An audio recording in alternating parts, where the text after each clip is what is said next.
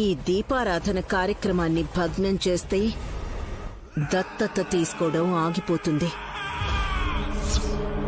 Nayani నలిగిపోతుంది.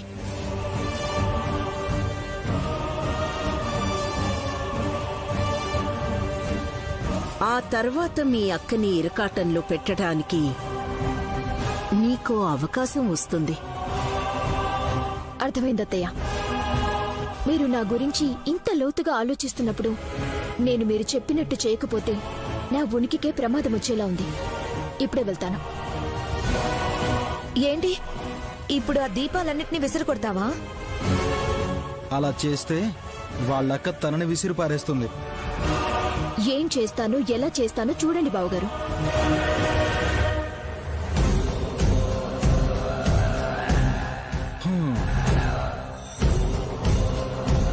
Mummy, ఆవేశపడిన ఆడది చరిత్రలో నెగ్గినట్టు ఆధారాలు లేవు. ఆలోచించే చేస్తుంది. చూద్దాం. నాకు ఎదురయ్యే బాలారిష్టాన్ని దీని ద్వారా అడ్డుకుంటామో లేదు. ఖచ్చితంగా సుమన దీపారాధన్ని చెడగొడుతుందాంటీ. ఎందుకంటే తను ఏదో టెక్నిక్ వాడుతుంది. చూస్తూ ఉండండి.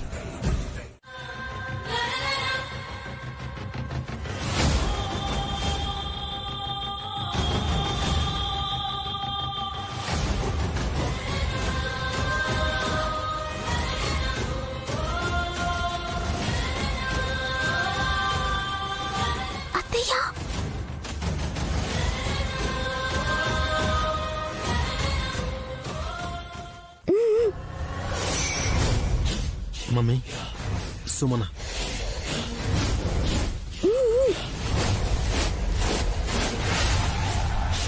రండి రండి. పద మమ్మీ.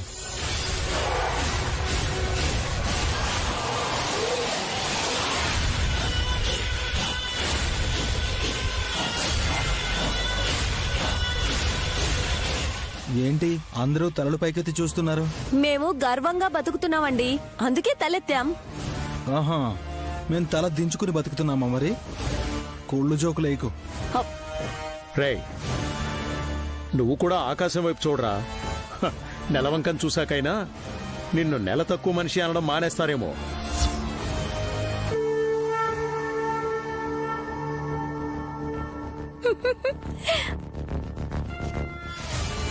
సుమన కూడా చూస్తే మంచిది. నేనేం నెల తక్కువ దాని కాదు. కానీ నెలలు తక్కువ ఉన్నప్పుడే బిడ్డని కన్నావు కదే. అరే రే, అందుకే బేబీ బతకలేదు అనుకుంటా. నోరు మూస్తారా? సుమనా, ఏంటది చిన్న పెద్ద లేకుండా? అలా ఎలా అంటారు మరి? సారీ అమ్మా, నేను కావాలని అనలేదు. గ్రోత్ సరిగా లేక అలా జరిగిందేమో అన్నాను. మీరు కూడా గ్రోత్ లేని వాళ్ళే కదా. మిమ్మల్ని మీరు చూసుకున్నాక అప్పుడు ఇంకొక నానండి. సుమనా, మామయ్య సారీ చెప్పాక కూడా గొడవలెందుకు? ఎవరితోనో ఒకరితో నన్ను అవమానపరిచి మీరు లోపల సంతోషపడితే నేను దూరంగానే ఉంటాను.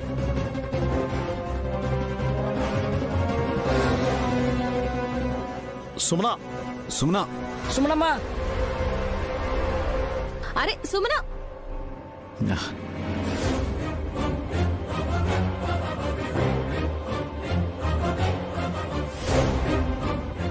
పోనీలే వదిన, 10 నిమిషాలు ఆగితే మళ్ళీ వచ్చేస్తుంది.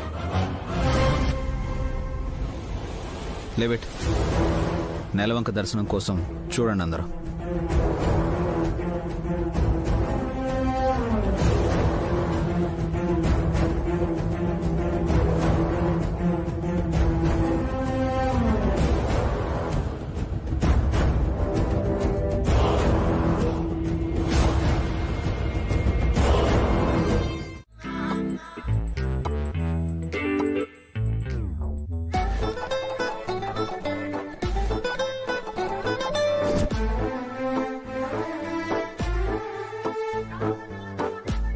నీసిక త్వరగా టిప్ టాప్ గా రెడీ అయిపోయి ఎంత చక్కగా పడుకుందో చూడు.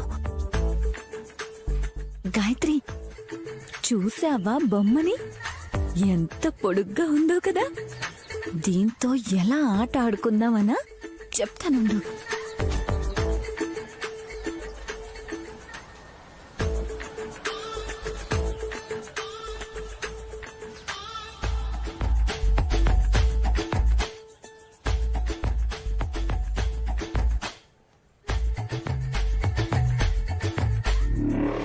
చూడిప్పుడు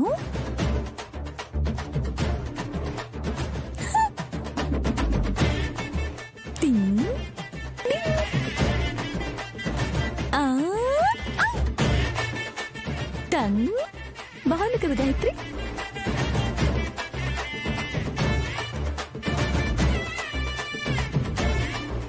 డింగ్. ఆ. ఏయ్, ఏయ్, డా. ఏయ్, ఏం చేస్తున్నావే? ఆ, షూ. ఆ,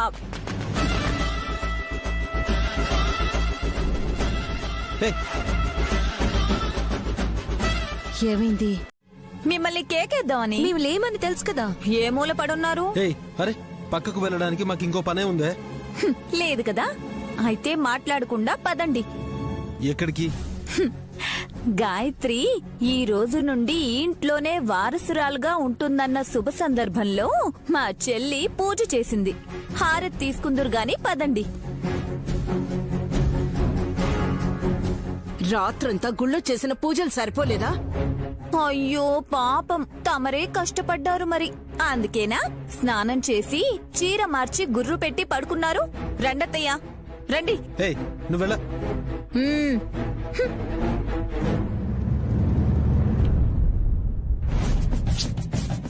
ఆ మెంటల్ దాంతో ఎందుకు మమ్మీ? కళ్ళకు అద్దుకున్నాక కొనుకు తీదురుగానిలేండి ఆంటీ. కమ్.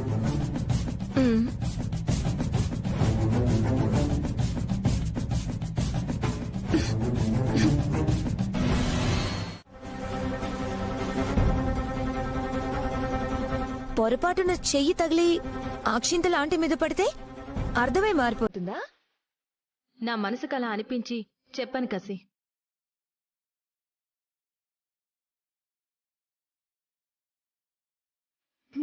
మా అక్క మంచిదే కాని నోరు మాత్రం మంచిది కాదని మా ఊరే చెప్పేది. చిట్టి, ఆపద వస్తుందంటే ముందే చెప్పి మరీ కాపాడుతుంది చెల్లి. కానీ నా విషయంలో అలాంటిదేదైనా జరిగేలా ఉంటే నీ భార్య నన్ను కాపాడదు విశాల్. దూరంగా ఉంటుంది. నా చావుని కూడా చోద్యంగా చూస్తూ ఉంటుంది. నాకు తెలుసు, నాకు బాగా తెలుసు. అమ్మా నువ్వేం భయపడకు. నైని అన్నదే జరగాలని ఇక్కడ ఎవరు మాత్రం కోరుకుంటారు? నేను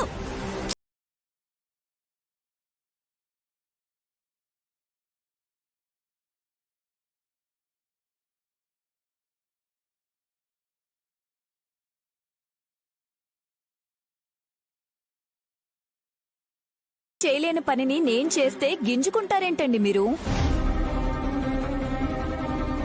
ఆవిడ ఒక్క చేయి మాత్రమే ఎత్తగలదు, నేను 2 చేతులు ఎత్తగలను. కావాలంటే కాళ్ళు కూడా ఎత్తి. నువ్వు ఆగవే తల్లి. అవతల పాడెత్తే విషయాలు మాట్లాడుతుంటే నువ్వు ఏదేదో మాట్లాడుతున్నావు. నేను కరెక్ట్ గానే మాట్లాడుతున్నాను దుర్ద పిన్ని. నైని చెల్లి చెప్పిందే జరుగుతుంది, జరగాలి కూడా. అప్పుడే ఈ ఇంట్లో భారం తగ్గుతుంది.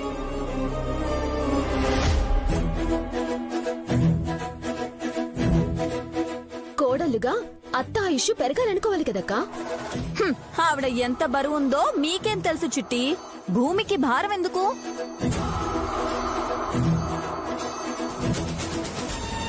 వీళ్ళ మాటలు వింటుంటే ఏదో కీడు జరుగుతుందనిపిస్తోంది. నయని అన్నట్టు నాకు నూకలు చెల్లిపోయినట్టేనా? అమ్మా రిలాక్స్, టెన్షన్ పడకు.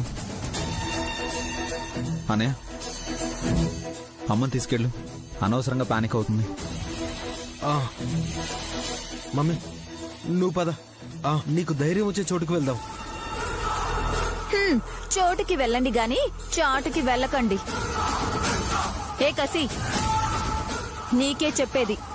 Shut up. It's okay, bye. Mummy నువ్వు పద. బొవ్వెట్టి చారేసి పెరిగేసి నీకొక ముద్ద నాకొక ముద్ద, నీకొక ముద్ద నాకొక ముద్ద. అత్తారింటికి దారేదంట, అత్తారింటికి దారేది. బంగారు బొమ్మల్ని అమ్మ దగ్గర ఉండనివ్వరా ఏంటి బాబుగారు? అప్పుడే అత్తారింటికి దారేది అని అడుగుతున్నారు. నాకొచ్చి రాని చిట్టి పొట్టి పాటలతో పిల్లల్ని ఆడించే ప్రయత్నం చేస్తున్నానని వాటి అర్థం ఏంటని ఆలోచించలేదు. గానవికి గాయత్రి తోడవడంతో పిల్లల ప్రపంచంలోకి వెళ్ళిపోయారు మీరు. నిన్ను కూడా ఆడించాలనే ఉంది నైని, కానీ టైం దొరకడం లేదు. ఓ బంగారు తల్లి ఏమో పగలు ఎక్కువసేపు పడుకుంటే, ఇంకో బుజ్జి తల్లి రాత్రి మత్తుగా నిద్రపోతుంది. ఎవరో ఒకరు మేలుకునుంటే కూని రాగాలు తీస్తూనే ఉంటారు. ఆఫీస్లో వర్క్ తక్కువ ఉందనేవారు కదా, ఇప్పుడు సరిపోతుందిలేండి.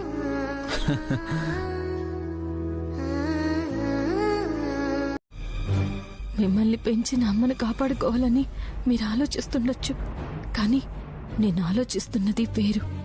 గాయత్రమ్మ గారు మాత్రమే తిలోత్తమత్తయ్య ప్రాణం తీయాలి. అలా కాకుండా విధి తనని ఉరివైపు నడిపించినా సరే నేను దాన్ని జరగనివ్వను.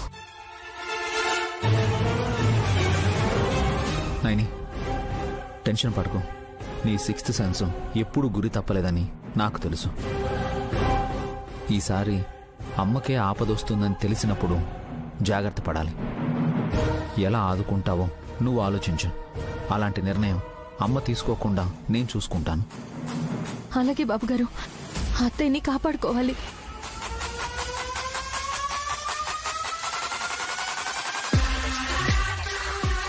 బద్ధ శత్రువుని కాపాడడం ధర్మమే, కానీ తను కర్మానుసారం బలి కావాల్సింది మా అమ్మ చేతిలోనే నైని.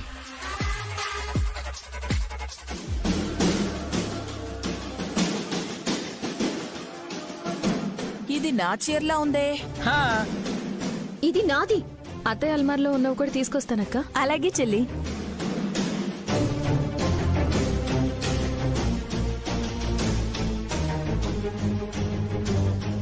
ఇది నేను మొన్ననే కొన్న చీర. 6 నెలలకోసారి చీర కడతావు, ఎందుకు కొన్నావు? అయినా నువ్వు కొనుండవులే. మా అత్తయ్యో వాళ్ళ అబ్బాయో పండక్కి పెట్టుకోమని ఇచ్చుంటారు. నాకు డబ్బులే ఉండవా? కొనలేనని చెప్తావేంటి? అది సరే కసి, చీరలెందుకు ఇలా తెచ్చి పడేస్తున్నారు? నేరుగా నన్నే అడగొచ్చు కదా చిట్టి, కసి వేరుగా. ఎల్లో కలర్ ఉన్న శారీస్ తెచ్చి వేస్తున్నారు. కరెక్ట్ గా క్యాచ్ చేసావు దుర్ద పిన్ని. హైఫై ఇచ్చుకో. వద్దులమ్మా, రాయి కొట్టిన దీన్ని కట్టిన ఒకటే. నా చీరలు అత్తయ్య చీరలు అన్ని పట్టుకొచ్చేసాను. పసుపు రంగు చీరలు ఇంకెక్కడా లేనట్టే కదా, ఐ మీన్ మన ఇంట్లో. అన్ని చోట్ల చూసానక్క, ఇవే ఉన్నాయి. ఇక మూట కట్టేద్దాం చెల్లి. గార్డెన్ లోనో టెర్రస్ మీదో పెట్టేసొద్దాం. ఒక నిమిషం, మా చీరలు తెచ్చి ఎందుకు మూట కట్టాలనుకున్నారో చెప్తారా? ఓ 4 రోజులు ఎవరి దగ్గర ఎల్లో సారీస్ లేకపోతే మంచి సుమనా. అది ఎందుకు?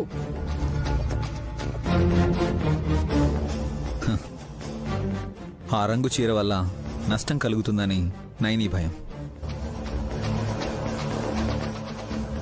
ఏమన్నావు విశాల్? పసుపు చీర వల్ల నష్టమా? సీక్రెట్ గా చీరల వ్యాపారం పెట్టలేదు కదా. మంచి మంచి చీరలన్నీ మూటగట్టి తీసుకుని వెళ్ళి బస్తీలో అమ్మాలని ప్లాన్ చేశారా? కసి, అలా అంటే విశాల్ ఫీల్ అవుతాడు. అలాంటిదేం లేదమ్మా.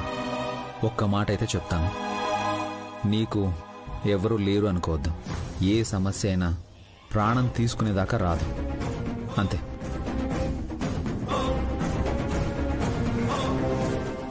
ఇదేంటి మమ్మీ ఇలా అన్నాడు? నేనన్నట్టు నువ్వు చచ్చిపోతావా ఏంటి? రే షటప్! మొత్తానికి బావగారు కూడా మీరు పోతారని ఫిక్స్ అయినట్టున్నారే. పొద్దున్నుంచి నా చావు మీద పడ్డారేంటి మీరందరూ? జరిగేది అదే కాబట్టి చెప్తున్నానత్తయ్య. పిరికి దానిలో చచ్చిపోవద్దు. ఆంటీ ఎందుకు ప్రాణం తీసుకుంటుంది? నీకు నీ మొగుడికి కలగాని పడిందా ఏంటి? నాకు పడ్డ కల నిజమవుతుందేమోనని హెచ్చరిస్తున్నాను.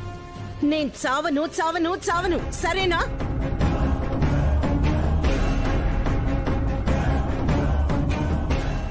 ఇన్నాళ్ళు మిమ్మల్ని ఎవరో చంపేస్తారని భయపడేవారు. ఇప్పుడు మీకు మీరే చచ్చిపోదలుచుకున్నారేమో అని మేం భయపడుతున్నాం. ఏ దూర్, నీ దగ్గర ఉన్నది బంగారం, నా దగ్గర ఉన్నది సింగారం. నా దగ్గర బంగారం ఎక్కడుందండి? నువ్వు ఏపిగా పెరిగావు గాని నీ మెదడు మాత్రం షార్ప్గా లేదే. బంగారం అంటే గాయత్రి పాప, సింగారం అంటే గానవి పాప. అది శాస్త్రి గారు కరెక్ట్ క్యాచ్ చేశారు. చేతులు మారగానే మనవరాలి భవిష్యత్తు బంగారంగా తయారైందని తెలుసుకున్నవాడు ఆ మాత్రం చెప్పలేడా? నీకు నువ్వే 4 కొరికేసుకుంటావని మాకు తెలుసు. అవునన్నా కాదన్నా, గాయత్రి బంగారమే. బొట్లు పెట్టుకుని అలంకార ప్రియురాల్లా తయారయ్యే గానవి సింగారమే. ఏంటి పెద్దయ్యా, పాప ఏమైనా పోరు పెట్టుకుంటుందేమో అని చూసిపోదామని వచ్చారా? బిడ్డ తల్లి దగ్గరుంటే ఎందుకు ఏడుస్తుందమ్మా?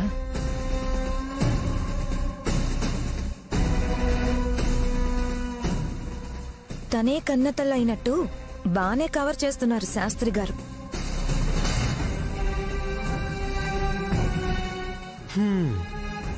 ఎంతో మంది నెత్తిన శటగోపం పెట్టిన వాళ్ళకి ఎలా మాయ చేయాలో తెలియకుండా ఉంటుందా? అన్నయ్య, నిన్ను కన్న తిలోత్తమమ్మ కూడా నాకు అమ్మే.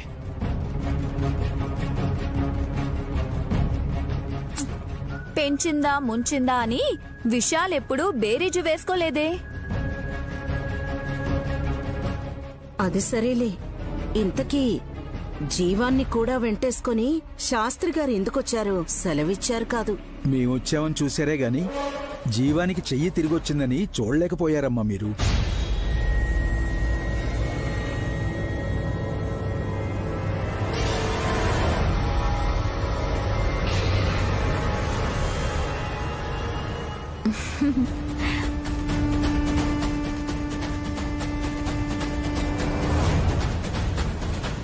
ఆ రోజు ఇంటికొచ్చి తిలోత్తమ వదిన డబ్బులివ్వాలని హల్చల్ చేశాడు. పోలీస్ ఇన్స్పెక్టర్ రాగానే కత్తి చూపించి బెదిరించిన వాడు ఇతడేగా?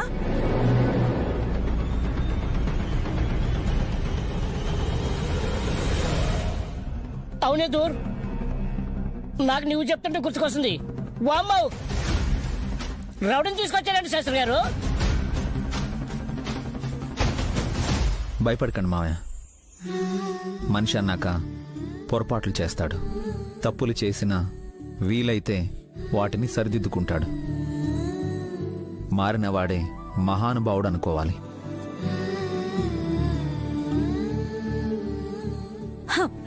మరి అత్తయ్య లాంటి వాళ్ళని ఏమనాలి విశాల్? ఎంతైనా మా అక్క అదృష్టవంతురాలు. చీరలు మొగుడు తేవడమే, మరిది తేవడమే, ఇప్పుడు చెల్లెలు అంటూ బయటి వాళ్ళు కూడా తీసుకొచ్చివ్వడమే. నోట్ల కట్టలకి దండం పెడితే సరిపోదు సుమ్మనమ్మా, మన కట్టే బట్టకు కూడా మొక్కాలి. చీరలకి, రవికలకి, ఆఖరికి కర్చీఫ్లకు కూడా మా అక్కని చూసి పూజ చేసేలా ఉన్నారే. మానాన్ని కాపాడే వస్త్రం అర్జునుడి భుజం మీద ఉండే అస్త్రంతో సమానం చెల్లి. గుల్లిపిల్లికి అర్థమైతే కదమ్మా, మోహన్ చాటంత చేసుకునే వాళ్ళకి ఏం చెప్పినా చెవిపోటేనట. అది సర్లే పిన్ని, చెల్లిని చెప్పనివ్వు ముందు. చెల్లి, ఇంట్లో ఉన్న పసుపు రంగు చీరలన్నిటినీ మూట కట్టి మిద్దె మీద వేశాము. ఇప్పుడు జీవం కూడా ఆ రంగు చీరనే నీకిచ్చాడు కదా, మరి దీన్నేం చేస్తావు? ఆ మూటలు కలిపేయడమే. మీరు తీసుకొస్తారా మూటని? నీ కొంగ ఎత్తలేను, దాన్నట్ట మోస్తానే. భలే చెప్పారు బాబాయ్.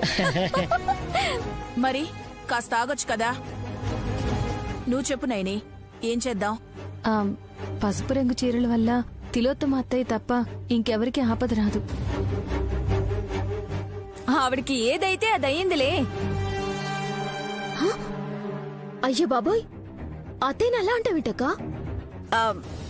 నువ్వు ఇక్కడే ఉన్నావన్న సంగతి మర్చిపోయి అలా అనేశాను చిట్టి. నువ్వు చెప్పొద్దు ప్లీజ్. చెప్తే మాత్రం నా కొరిగేదేముందిలే. మంచిది నైనమ్మా, త్వరగా చెప్పు. ఈ చీర వల్ల కూడా తిలోత్తమక్కయ్యకి నష్టం జరుగుతుందన్నావంటే జీవం నచ్చుకుంటాడు. శాస్త్రి గారు విడ్డూరంగా చూస్తారు. అవును బాబాయ్, ఏం చెప్పాలో తెలియడం లేదు. ఎవ్వరికీ ఏమీ చెప్పొద్దు. నేను చెప్తాను, వింటావా? మంచి మాట ఎవరు చెప్పినా వింటానక్క. అమ్మవారి దగ్గర పెట్టి తీసుకొచ్చిన చీర వల్ల మంచే జరుగుతుంది కానీ చెడు జరగదు చెల్లి. 2 పిల్లల్ని కన్నావు, ఒకరిని దూరం చేసుకున్నా, శాస్త్రి గారి మనవరాల్ని దత్తత తీసుకున్నావు. నీ ప్రయత్నాలన్నిటిలో ఆ విశాలాక్షి అమ్మవారు తోడున్నారు. ఇప్పుడు ఆ అమ్మవారి దగ్గర అర్పించి తీసుకొచ్చిన చీర నువ్వు కట్టుకున్నా, కనీసం నీతో ఉన్నా సరే నీకింకా మంచి జరుగుతుందేమో. అవునైని, ఇంకెలాంటి ఆలోచనలు పెట్టుకోకు.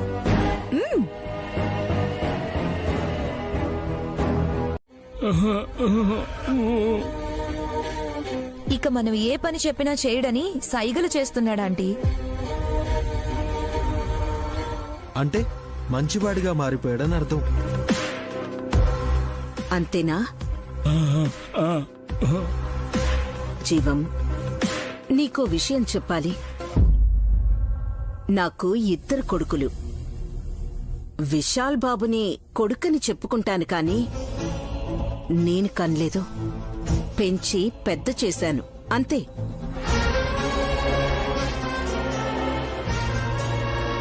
వల్లభ నేను చెప్పినట్టు వింటాడు. నా చిన్న కొడుకు విక్రాంత్ నన్నేం చెప్పకు అంటాడు. ఆంటీ పద్ధతులు నచ్చట్లేదని నీలాగే మంచివాళ్ల మారిపోయాడు అనుకోవచ్చు. కరెక్ట్. నాకు విరుద్ధంగా నడుచుకునే కొడుకునైనా పక్కన పెట్టేసిన దాన్ని నువ్వెంత జీవం?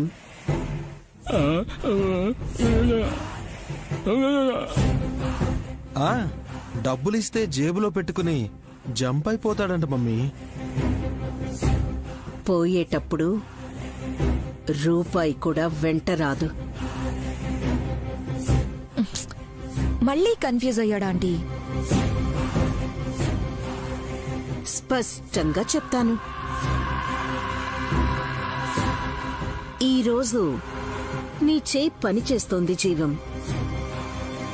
రేపు నీకు మాటొస్తుంది. పైగా మంచివాడిగా మారానంటున్నావు.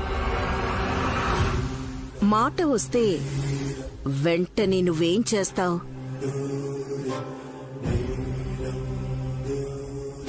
నయన్ని కన్నపిట్టని హాస్పిటల్ నుండి ఎత్తుకుపోయింది నువ్వేనని నిజం చెప్పేస్తావు. ఎందుకంటే నిన్ను కాపాడింది విశాల్, నయని. వీళ్ళిద్దరి రుణం తీర్చుకోవాలని గింజుకుంటావు. ఫైనల్ గా ఏం చెప్పాలనుకున్నావు మమ్మీ? ఇందాకే చెప్పాను కదరా, రేపో మాపో మాట కూడా జీవానికి వచ్చేస్తే మన గురించి తేట తెల్లం చేస్తాడు అని. అందుకే జీవం ఈ ఇంట్లో నుండి నిర్జీవంగా వెళ్ళాలని. చెల్లి, ఈ చీర కోసమేనా నువ్వు వెతుకుతుంది? అవునక్క, నువ్వు తీసుకెళ్ళావా? తీసుకెళ్లి కట్టుకుందనుకుంటా. వారి కుప్పలా పట్టుకునొచ్చింది. హాస్ని వదిన కట్టుకోలేదు అత్తయ్య, మా ఆవిడే కట్టుకుంది. అరగంటకే లాగేసుకుని మూలకు కొట్టింది చీర.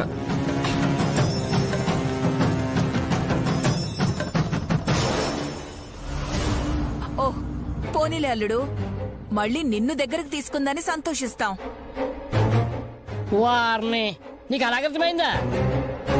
కట్టుకున్నాక చిరాకు వచ్చి తీసి పడేసిందే సుమనమ్మా. వై? ఇంకొక 5 నిమిషాలు తన ఒంటి మీదే ఈ చీర ఉండుంటే చిట్టిని స్ట్రెచ్చర్ మీద పడుకోబెట్టి తీసుకెళ్లేవాళ్లం. అదేంటో అలా అంటాం? ఏమైంది? ఒకసారి ఇటు చూస్తే మీ అందరికీ అర్థమవుతుంది బావగారు.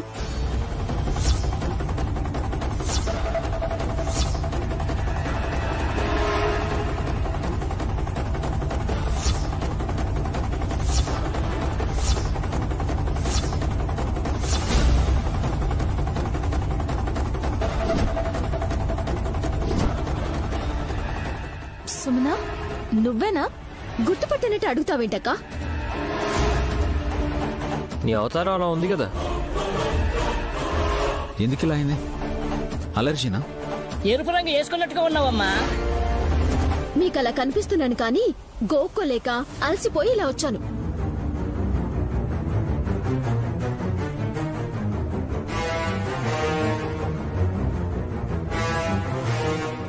ఇన్ఫెక్షన్ వచ్చినా ఎవరికి చెప్పకుండా సైలెంట్ గా ఉంటే ఎలా? పొలి కేకలు పెట్టాను బావగారు. నా అరుపులు వినపడకూడదని మా ఆయన సుప్రభాతం సౌండ్ పెద్దగా పెంచేసి నా కేకలు మీకెవ్వరికీ వినిపించకుండా చేశారు.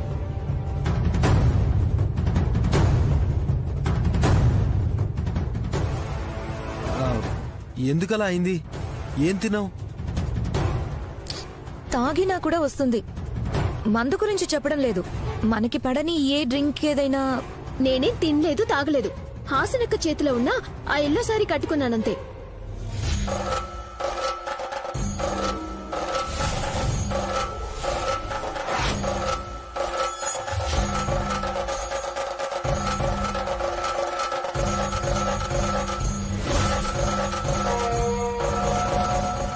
చీర కడితే అలా అయిందా?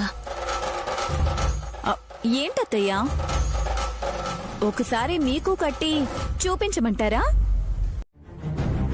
మా అక్కని నేను పరాయిదాల్లా చూడలేదు. నన్ను ఆవిడ చూసిందేమో తెలీదు. సుమనా, గొడవ పెట్టుకోవాలనుకుంటున్నావా లేకపోతే నీ ఒంటికి మందు రాసుకోవాలనుకుంటున్నావా? ఏ డాక్టర్ని పిలిచినా ఏమయ్యిందో అంతు పట్టడం లేదని అంటారు. ఆంటీ కంటి విషయంలో, చేతి విషయంలో అలాగే జరిగింది కదా.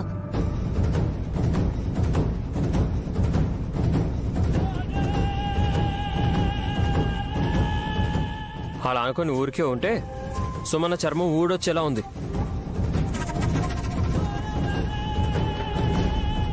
నైని, ఏదో ఒక పరిష్కారం చెప్పు. చెప్తే మీకు నవ్వులాటగా ఉండొచ్చు పిన్ని. మంచి జరుగుతున్నప్పుడు నవ్వారు అంటే అంతకన్నా అమాయకులు ఉండరు అనే. అమ్మా, ముందు నువ్వు చెప్పు. నైని చెప్పు. ఆలస్యం చేసే కొద్దీ సుమన అవస్థ పెరుగుతూనే ఉంటుంది. చంటి పిల్లలైనా గానవి, గాయత్రిల లాలాజలాన్ని సుమన దద్దుర్ల మీద రాస్తే 10 నిమిషాల్లో ఉపశమనం కలుగుతుంది.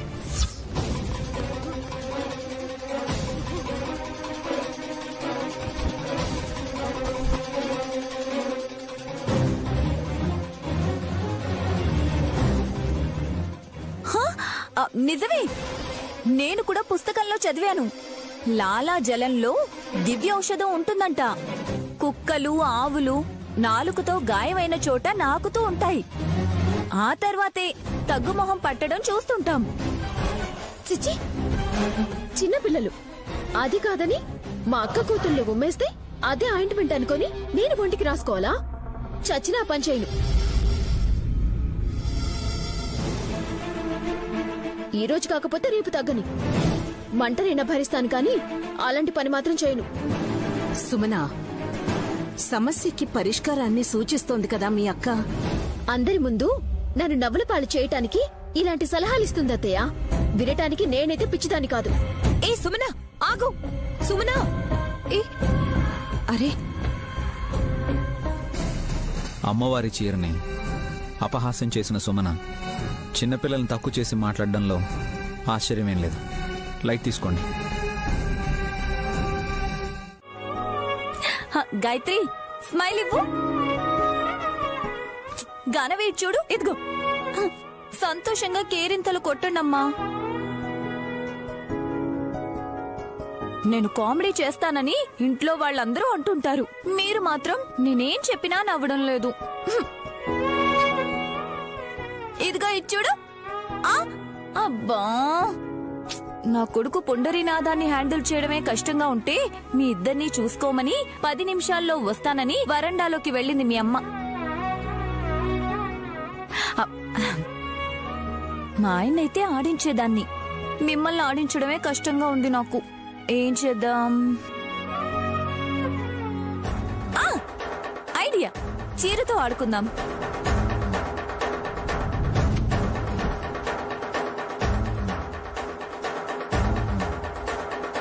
గాయత్రి, ఈ చీరని నేను నీకు మూడేస్తాను, దాని తర్వాత గానవికి. ఓకే? గానవి తర్వాత నీకు. ఓకే? Shoe shoe.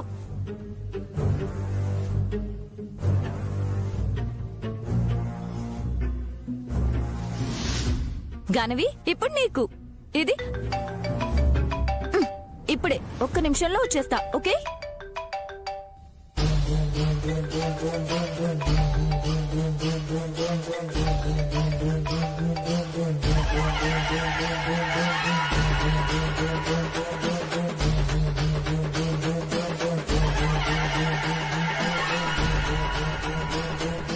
హలో, ఎవరండి? హలో, మీ వాయిస్ సరిగ్గా వినిపించడం లేదు. హలో. ఓ, పేను కొరికిన పాపాయమ్మ గారా? ఎన్నాళ్ళకు ఫోన్ చేశారండి. హలో హలో, వినిపిస్తుందా? బా, సిగ్నల్ సరిగ్గా లేదనుకుంటా. హలో. మీ ఆయిల్ తీసుకురావడానికి వెళ్లేలోపు అల్లకల్లోలం అయ్యింది. అక్కాయ్, అనవసరంగా నాయనమ్మని అంటున్నావు. పాపం తనే నువ్వు బాగుండాలని, జాగ్రత్తగా ఉండాలని చెప్పి ఇంట్లో ఉన్న పసుపు రంగు చీరల్ని మూటగట్టి మరీ దాచిపెట్టింది. ఇప్పుడు నేను వేలాడింది కూడా ఆ రంగు చీరకే పావనమూర్తి.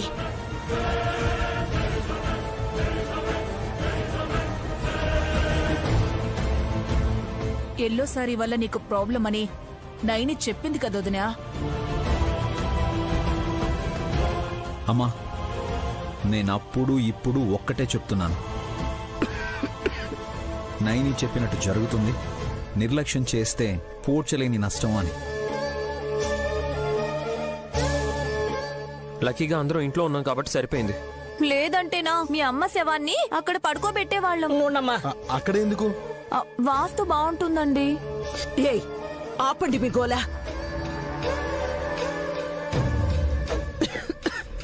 బా, నొప్పితో సరిగ్గా మాట్లాడలేకపోతున్నాను. అత్తయ్య, మీరు నన్ను అపార్థం చేసుకున్నా పర్వాలేదు, కానీ మీరు బ్రతికి బయటపడ్డారని సంతోషంగా ఉంది.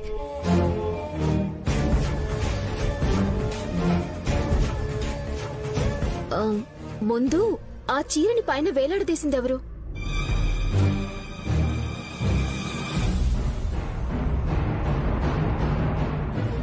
అత్తయ్యకి ఉచ్చు బిగించిందెవరు?